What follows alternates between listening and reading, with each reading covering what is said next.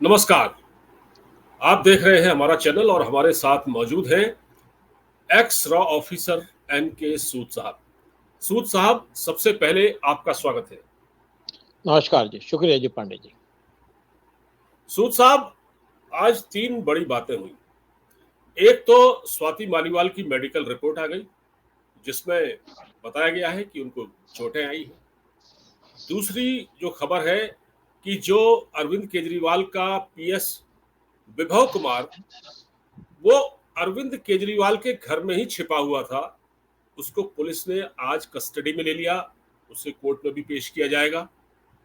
तीसरी घटना ये हुई है जो सबसे बड़ी, वो ये कि राघव चड्ढा लंदन से वापस आ चुके हैं और वो आने के बाद सीधे मुख्यमंत्री आवास पर गए केजरीवाल से मिलने के लिए। तो ये तीन बड़ी घटनाएं आज हुई हैं सर।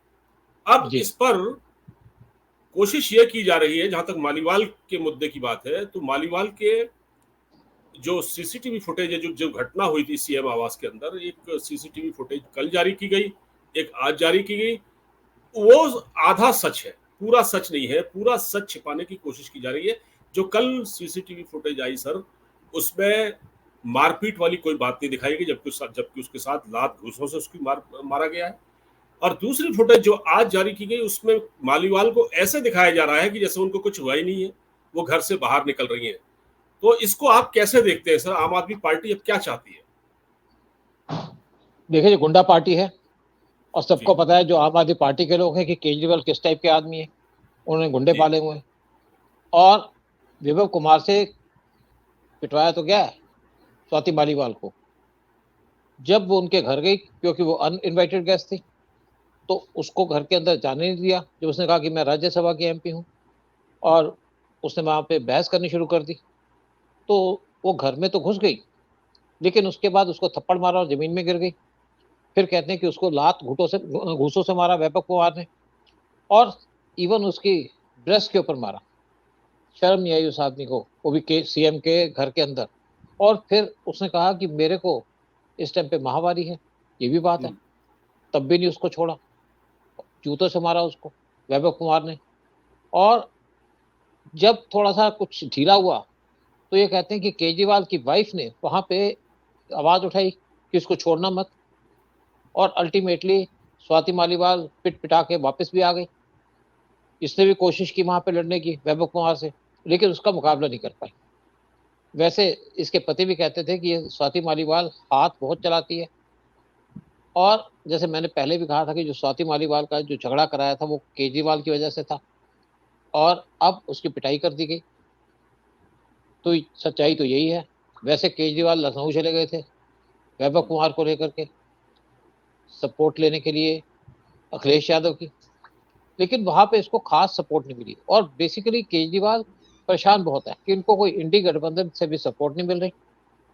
और ये मालीवाल की जो पिटाई की गई वो एक पर्पज से की गई, जानबूझ के की गई। ये एक जी मैसेज देना चाहते थे सबको। और केजरीवाल को एक चीज तो समझ में आ चुकी है कि उनकी पार्टी खत्म हो रही है। मान से भी खुश नहीं है, क्योंकि भगवत मान ने वैसे भी कह दिया था कि भाई ये 20 दिन के लिए बाहर आए हैं, 2 दिन को वापस चले जाए, 2 जून को वापस चले जाएंगे। और केजरीवाल को समझ में आ गया कि मेरी पार्टी तो टूटेगी, और किसी को ये चीफ मिनिस्टर बनाना नहीं चाहते। बहुत से लोग इस टाइम पे रास्ते में बैठे हैं जो सीएम बनना चाहते हैं कि केजरीवाल जेल में जाएंगे तो उसको सीएम की गद्दी मिल जाएगी। सबसे आगे नाम आ रहा है इनके एमपी का, जो जब भी जेल से वापस आए थे, और साथ में बाकी जो इनके कुछ लोग मिनिस्टर बैठे हैं वो जो इनको सपोर्ट करते हैं वो भी लाइन में लगे हुए। लेकिन केजरीवाल ने पहली बार ये पिटाई नहीं की, इससे पहले भी कईयों से बदतमीजी कर चुके हैं। कुछ के वीडियोस पे आ गए कैसे बदतमीजी करते थे। और इससे पहले योगेंद्र यादव और इनके जो वकील थे, क्या नाम था वकील का इनके, उनको भी इन्होंने धक्के मारे थे अपने घर के अंदर, जो इनके घर में मिल रहे थे, मीटिंग कर रहे थे। तो केजरीवाल का एक अंदाज ये है। एक तो सर चीफ सेक्रेटरी की इनको इन्होंने पिटाई की थी, अंशुल शर्मा नाम था उनका। चीफ चीफ से और योगेंद्र हाँ योगेंद्र यादव को तो बाउंसरों से पिटवाया था इन्होंने। हाँ वही, लेकिन कोई बोल नहीं पाया। देखिए, जैसे आम लोग सोचते हैं ना कि केजरीवाल बड़ा शरीफ आदमी है, इनके पास बाउंसर्स भी हैं, गुंडे भी हैं, और उन्हीं के भरोसे उन्होंने आम आदमी पार्टी बनाई। और उसी आम आदमी पार्टी को ये बना करके अपने लोगों को पिटाने में लगे। पहले भी इन्होंने बहुत से लोगों को पिटाया, प्रशांत भूषण को पिटाया था इन्होंने, धक्के लगवाए थे उनको, और इसलिए केजरीवाल अकेले हो गए।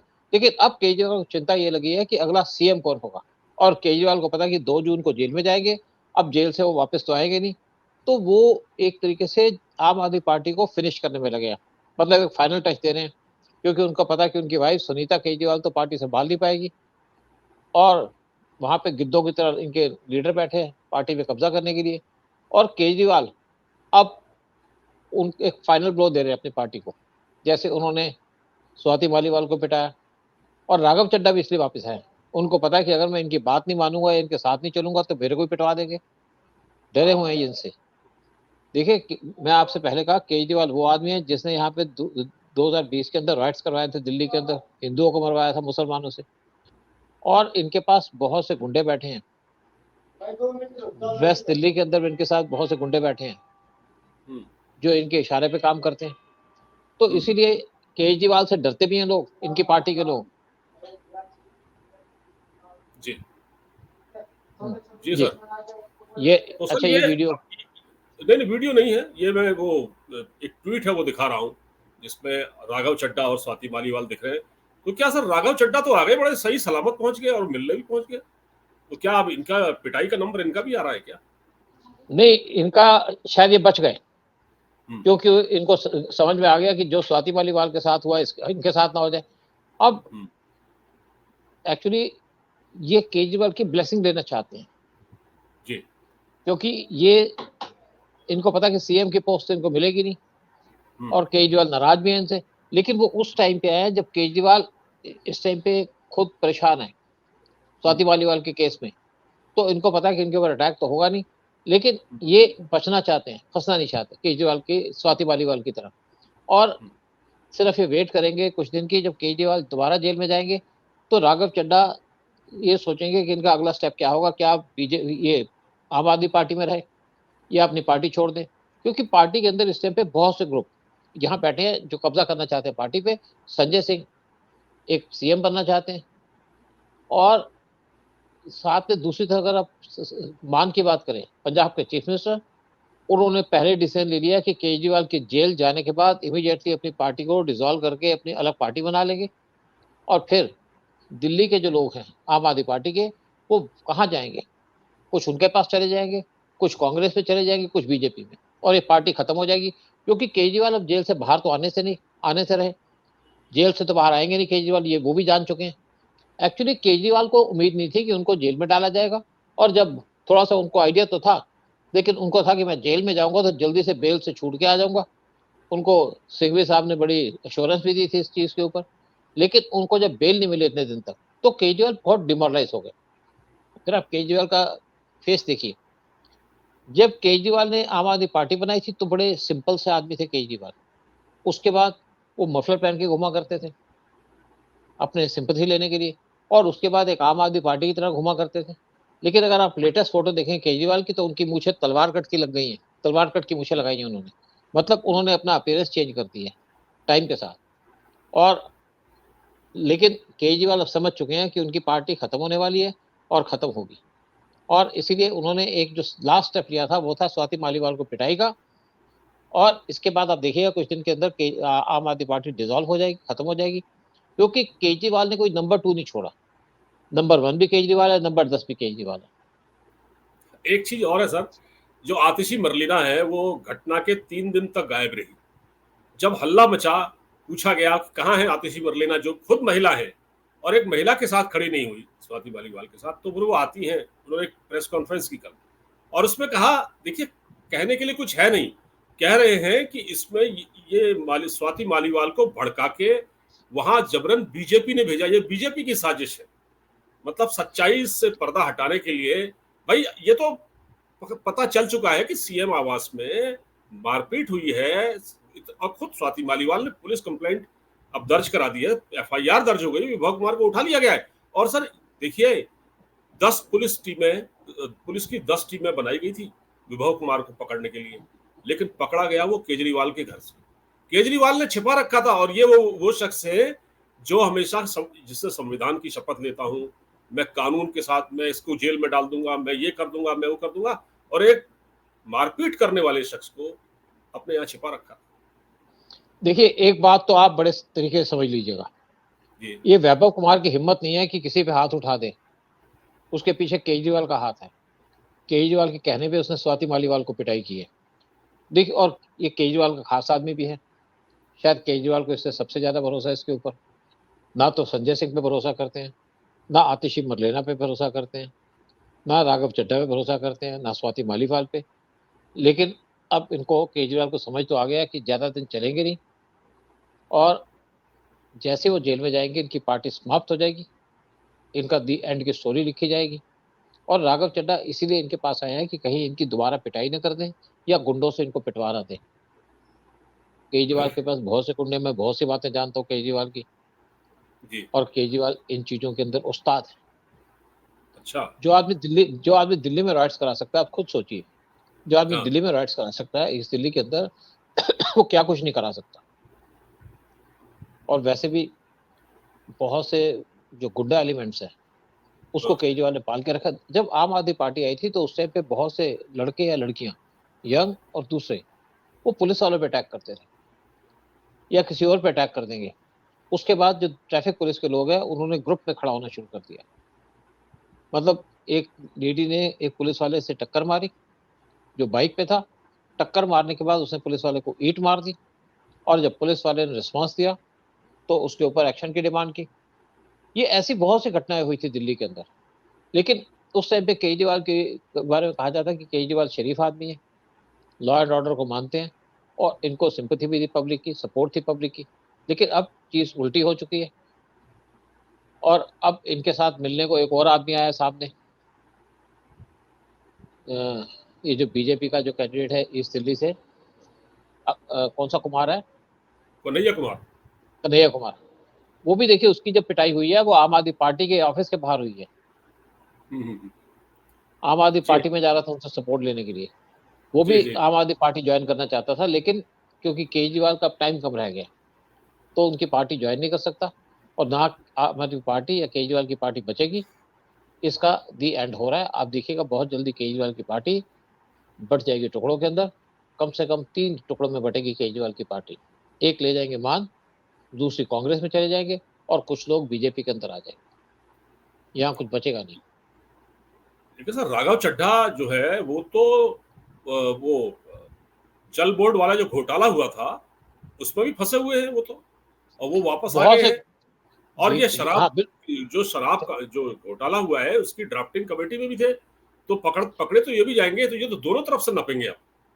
देखिए, एक और बात हो सकती है कि हम्म। राघव चड्ढा जो इंडिया के अंदर वापस आए ब्रिटेन से, वो शायद कुछ अंडर हैंड डील करके आए होंगे।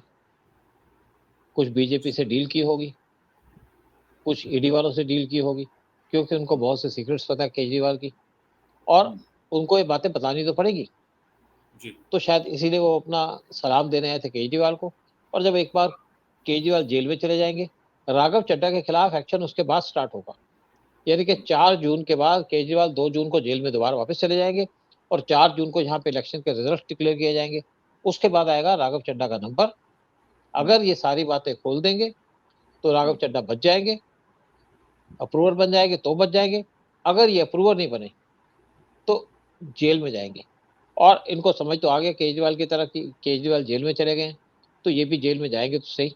और बचने का सिर्फ एक ही तरीका है कि अप्रूवर बन जाओ, और बिटकॉइन के अंदर जो पैसे छुपे हैं केजरीवाल के उसकी डिटेल क्लियर कर दो।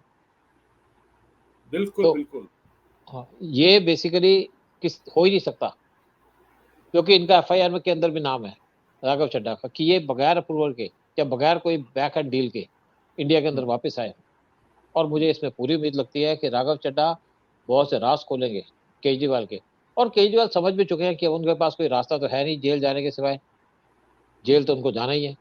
बड़ी मुश्किल से उनको 20 दिन की बेल मिली थी, और वो 20 दिन से आधे दिन तो शायद बीत ही गए हैं, और अब कुछ दिन बचे हैं। वो भी छुपते छुपाते इनके बीत जाएंगे। फिर इनकी पार्टी का दी एंड होगा, या खत्म हो जाएगी आम आदमी पार्टी। जो पार्टी बगैर एजेंडे के चलती हो, करप्शन पे चलती हो, कब तक चलेगी? ये सिर्फ हेट इंडिया कैंपेन पे इनकी पार्टी चल रही थी, वो लंबा खेल नहीं खेल पाएगी।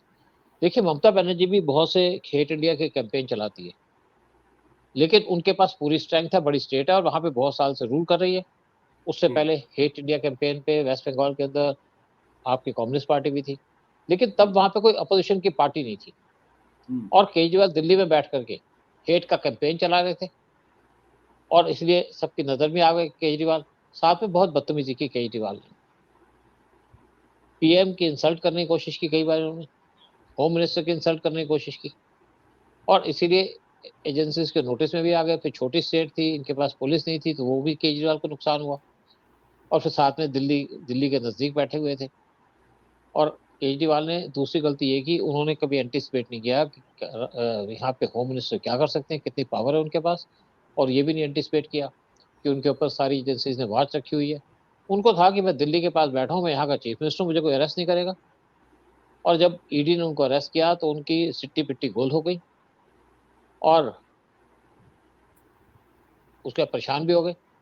लेकिन जब उनको बेल नहीं मिली तो केजरीवाल का हौसला टूट गया। और मुझे लगता है कि इस गलतियों पे गलतियां करके केजरीवाल अब बहुत मुश्किल में फंस चुके हैं। इनको समझ तो आ गया कि मैं जेल से बाहर तो आऊंगा नहीं, दोबारा मुझे बेल भी नहीं मिलेगी। सर ये जो विभव कुमार है, इस पर तो बड़ी खतरनाक धाराएं लगी हैं सर। 354 बी, 506, 509, 323।